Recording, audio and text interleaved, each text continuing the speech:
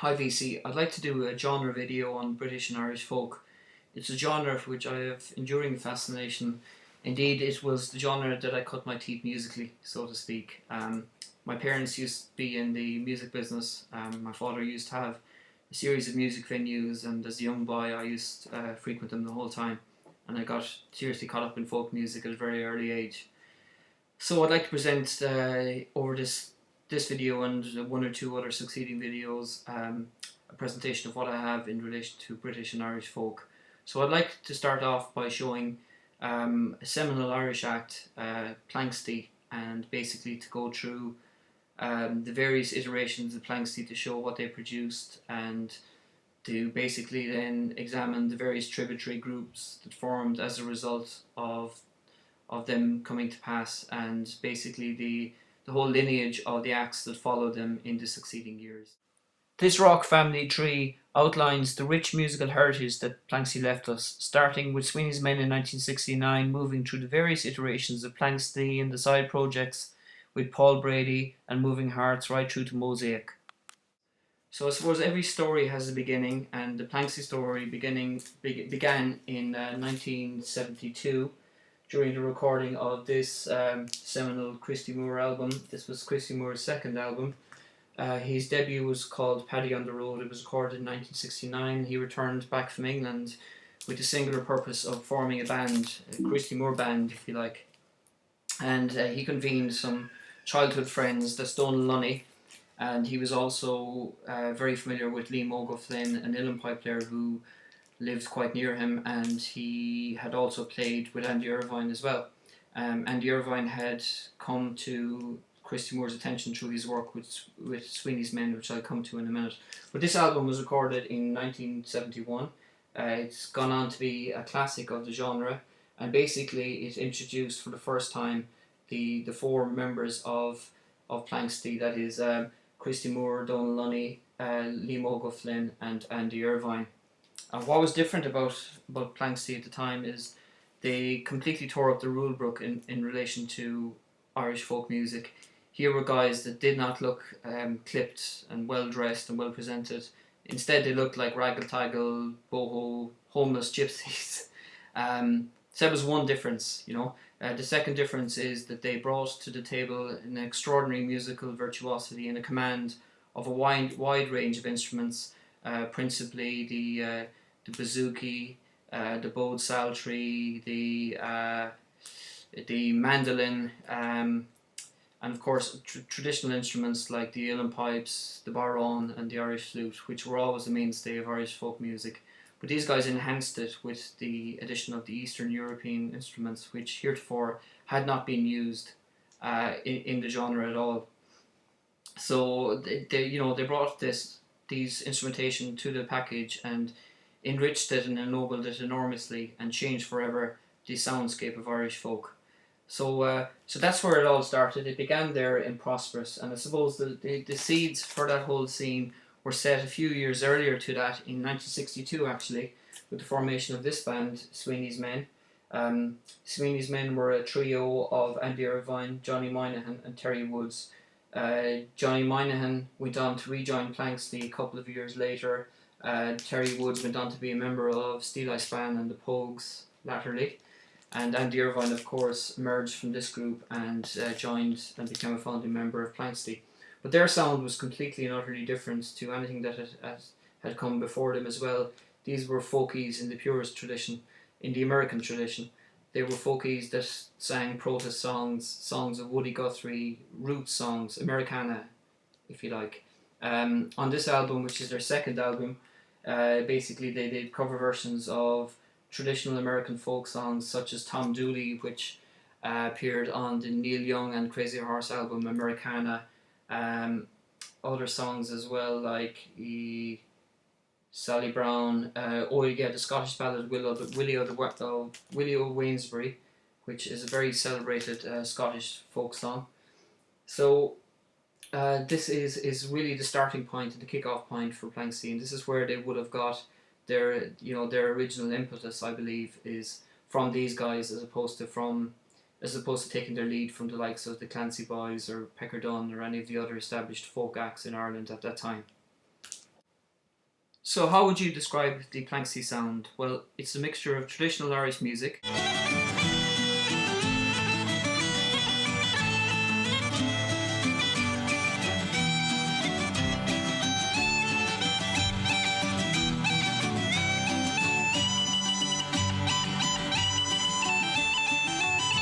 British folk if you like. Billy Gray rode into Gansery way back in '83, and there he first met with young Sarah McLean.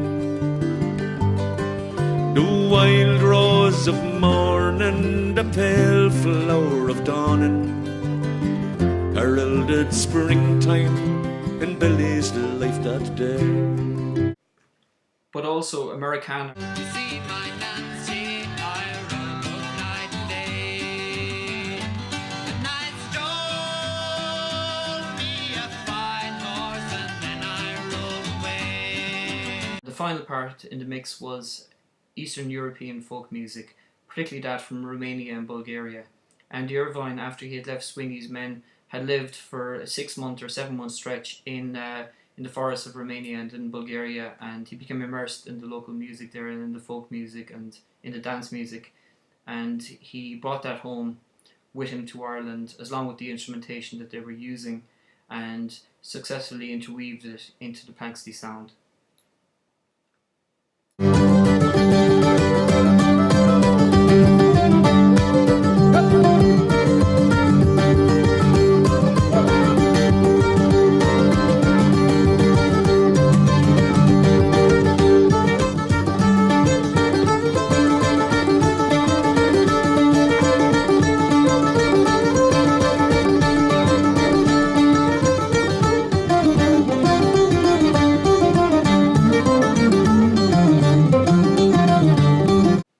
And finally, there was the extraordinary vocal mixes, the dynamics between the root singing of Donal Lunny, the rabble-rousing balladry of Christy Moore, and to my ears, the most alluring part of this mix was Andy Irvine's gorgeous tenor, which I'll just play a sample of now.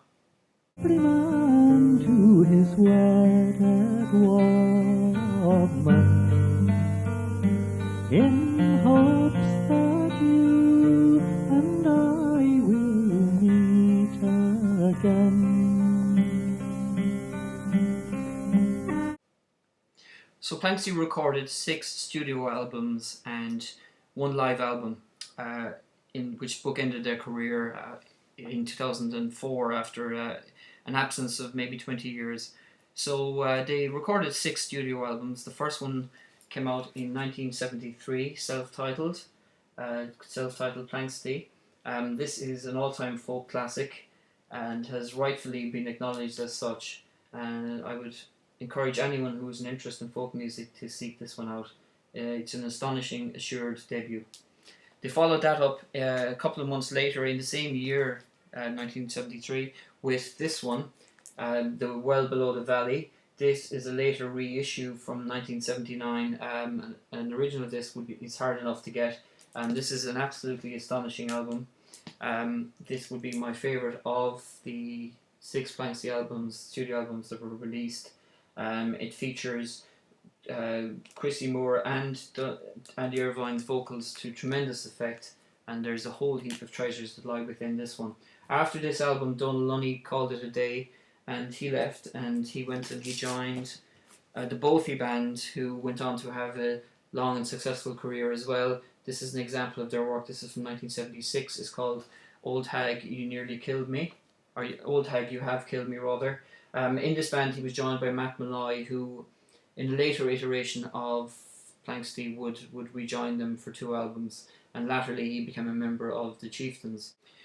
So after the departure of Donal Lunny in 1974, Johnny Moynihan, who had been a colleague of Andy Irvine in Sweeney's Men, returned to the fold after many years in the wilderness, and he basically rekindled his relationship, musically anyway, with Andy Irvine, and they went on to produce this album, which is very good. It certainly doesn't match the brilliance of the first 2, that's my opinion. Other people may differ. but certainly they produced a very compelling sound in this album, and they explored to great effect actually the Eastern European side of their sound, in particular Benassa's Green Glade and Mamisko Horo, the two Bulgarian dance tunes that bookend the first side. They're extraordinary workouts. There's also quite a decent ballad called The Green Fields of France, a lovely polka called The 42-Pound Check, and there's also a version of the celebrated folk song called The Lakes of Pontchartrain. The definitive version of that song is not on this album. The definitive version of that song appears on the Paul Brady album, which I'll show in a moment. But this was the third and final album in the first extraordinary creative burst by Planxty between the years of 1972 and 1974. So after this album dropped, Christy Moore went on to have his celebrated solo career, and they recruited Paul Brady to Planxty, and they toured for about a year. I think they toured for most of 1975. They didn't record an album, either studio or live. Instead, what happened is they just disbanded very quietly. And in the interim, Andy Irvine and Paul Brady combined forces, and they went out and they created this masterpiece. And this is my favourite folk album of all time. It's on Mulligan Records. It's self-titled Andy Irvine and Paul Brady. It's an astonishing album. It really is truly exceptional. There are a number of complete and utter classics on this album. Plains of Kildare, Arthur McBride, Mary and the Soldier. Both of those tracks have been covered by Bob Dylan on his Is It As Good As It Gets album, the one with the blue kind of cover from the early 90s. It also features The Streets of Derry and a lovely ballad called Autumn Gold. So this is astonishing, this album. I'm encouraging everyone strongly to check this one out. It's been recently reissued on CD, so anyone who's not familiar with it, please go and check this out. And again, this features very exotic instrumentation. You can see Andy there playing the hurdy-gurdy, and that was a strong feature of the sound in this album. And of course, Donal Lunny also helped out, and he played on all of the tracks on this album as well. Okay, and after that, Paul Brady and Andy Irvine kind of called it a day as a duo. Paul Brady continued to produce folk music. He went on to produce one final folk album called Welcome Here Kind Stranger, which came out in 1978, again produced by Donal Lunny, and again he played on it as indeed did Andy Irvine. And on this album one finds the definitive version of The Lakes of Pontchartrain, an absolutely spellbinding version of that song, a belter. But also there are some other excellent songs in this one. Paddy's Green Shamrock Shore comes to mind. After this album then Paul Brady left the folk kind of idiom, and he went on and he became kind of mainstream rock star. But I prefer, and I still look back to this period of his folk period, if you like. I think it was the best part of his career. And what of Christy Moore? Well, he went on to produce these remarkable albums, a whole slew of them that were recorded in the 1970s and the early 1980s. All these albums are well worth checking out.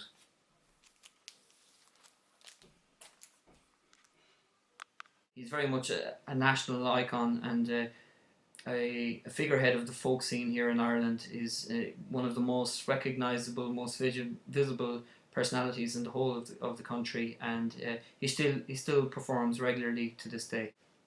And then in 1979, the inevitable happened. After years of conjecture, the original four Planxty members reconvened and began to record again, to great fanfare, it has to be said. And they were joined in their endeavours by Matt Malloy, who previously had been a member with Donal Lunny in the Bothy band. He plays flute, and he joined them on their comeback album, appropriately titled After the Break.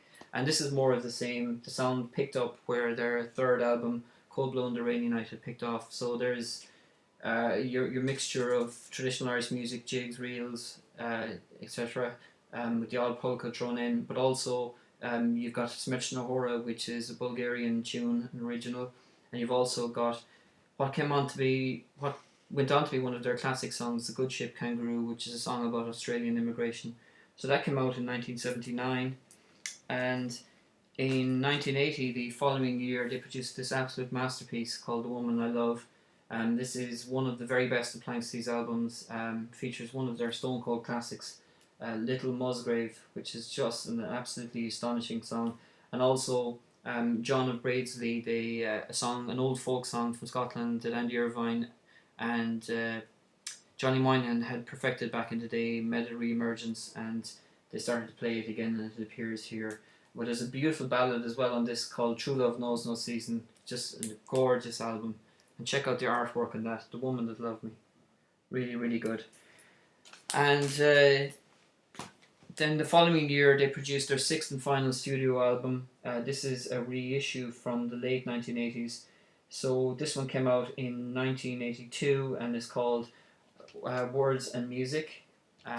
This is not the original. The original has a different cover. This one's on Shanachie Records. It's a middling album, to be fair. It's a pity that they didn't sign off in a more excellent manner. This certainly does not come near the brilliance of 4 of their preceding 5 albums. But it's noteworthy nonetheless, particularly for the inclusion of 2 songs. First one is the Bob Dylan cover version, I Pity the Poor Immigrant, which appeared on John Wesley Harding. And also this album is noteworthy for the original pen song, Lord Baker, which is kind of a song with maybe 15 or 16 verses with no choruses, beautifully sung by Christy Moore and set to exceptional music, but a stunning piece of work, that song. But otherwise this album is middling, to be honest. And in 1983, Christy Moore and Donal Lunny left Planxty for the second time. This time they joined forces and they formed this group called Moving Hearts. This was the first of, I think, 3 albums the Moving Hearts did, though it's the only one featuring both Christy Moore and Donal Lunny, and this is a masterpiece. It's a masterpiece of folk rock. Basically, they brought in bass and drums, saxophone, etc., to create a fuller rock sound while retaining their folk substance. Some lovely ballads in this, Irish Ways and Irish Laws. McBride's is a barnstorming instrumental led by the uilleann pipes of Davy Spillane, amazing stirring stuff. There's a cover version of Jackson Browne's Before the Deluge, and an amazing track to cap the whole thing off called No Time for Love, which went on to become a live favourite. It's a seriously stirring song. So that's Moving Hearts. After this album, Christy Moore left them. He stayed with them for the recording of the second album called Dark End of the Street, which isn't too notable, to be frank. But he promptly left them after that, and I think he was replaced by Flo McSweeney and Mick Hanley and others. And that was the end of the Moving Hearts story. They produced a third album, I think, called The Storm, and they disbanded then as well. And what happened next? Well, Christy Moore went on to rekindle his solo career to enormous critical and commercial success. And what of Andy Irvine? Well, Andy in the mid-1980s formed another band called Patrick Street. In this one he was joined in his endeavours by Kevin Burke, who formerly had been a member with Donal Lunny in the Bothy band. He joined up with Andy Irvine and with a guy called McGlenn, who had been a studio musician for Van Morrison. I think he may have toured with him as well. And in 1986 or 87, they released this album called Patrick Street. It's traditional Irish folk music. It's on the Green Linnet label. And then the following year, they produced another album called Number 2. And in 1990, they released their third studio album called Irish Times, also on the Green Linnet label. So that was kind of the end of the Patrick Street story, studio-wise. And then in the early 2000s, Andy Irvine and Donal Lunny joined together again, and they formed this band called Mosaic, which I have featured previously. I've shown this one very recently. This is a live album from Brisbane, Australia, called Live from the Porterhouse. It's an exceptional album, and they're touring right now, so please check them out if you can. And in 2003, Planxty reformed for the third and final time. They played a series of gigs in Dublin and in the UK and in mainland Europe between 2003 and 2005. Recorded no further studio albums, but just one live album was culled from those performances, and the videos, a DVD as well, and they promptly disbanded in 2005. And there's been no, it hasn't been mooted that they're going to reform again for the fourth time, but God knows. So what have they left us? Well, they left us an extraordinarily rich musical heritage. They changed forever the landscape of folk music in this country and further afield. And who best to have the final word than the inimitable Christy Moore? Play it out, Christy. It fell upon a holy day, as many's in the year. Musgrave to the church did go to see fine ladies dear.